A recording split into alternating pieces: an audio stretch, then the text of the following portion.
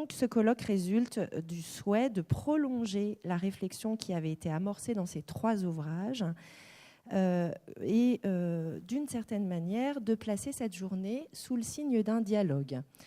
Dialogue entre des analystes qui travaillent en cabinet et des équipes de soins, de fait, qui travaillent en institution.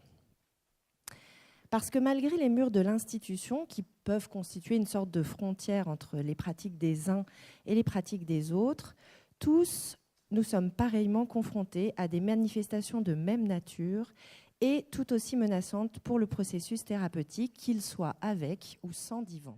Je serai je serai très rapide. On sait tous qu'il y a quelque chose de majeur qui s'est passé, au moins dans la réflexion analytique par rapport à l'agir. C'est qu'en gros, on est passé d'une contestation, d'une condamnation, à l'idée que c'était finalement le ferment du processus de réflexion. Alors, oui, je l'approuve et oui, je m'en réjouis, comme disent les latins. Mais il y a quand même une limite. La psychanalyse, après tout, Anao, elle a appelé ça « talking cure ». Elle n'a pas appelé ça « acting cure ». Bon. Donc, la question, c'est de savoir, finalement, jusqu'où on va. Et puis, la deuxième chose, c'est que, tout à l'heure, tu l'as rappelé, le cadre. Alors, du point de vue de l'analyste, on reparlera des agirs de l'analyste, type donner un mouchoir à une dame qui pleure. Mais je pense que c'est important. Je veux dire que ça me paraît à la fois important de les discuter, et puis, grosso modo, aussi, ça dépend de quand est-ce que ça se passe. Bon. Mais il y a une deuxième chose que je trouvais intéressante, c'était que dans le cadre lui-même, et surtout la règle fondamentale, est un agir fondateur.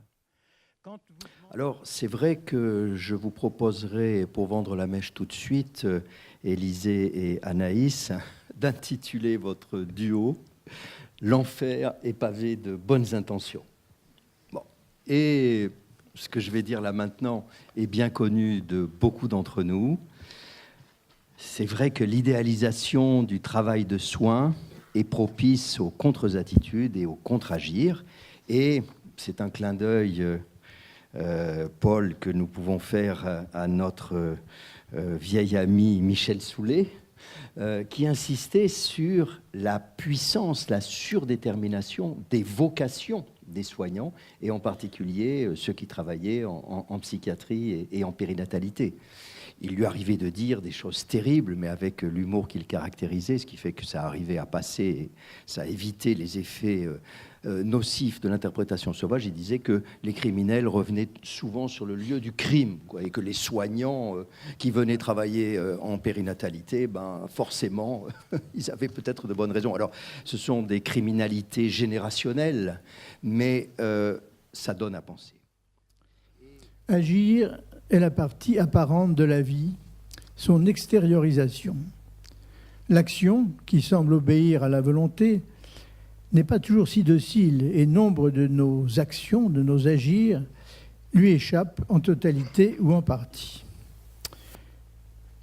Gabriel Marcel définissait l'action de la façon suivante. Agir, nous semble-t-il, c'est émettre une certaine quantité de force, c'est surtout extérioriser.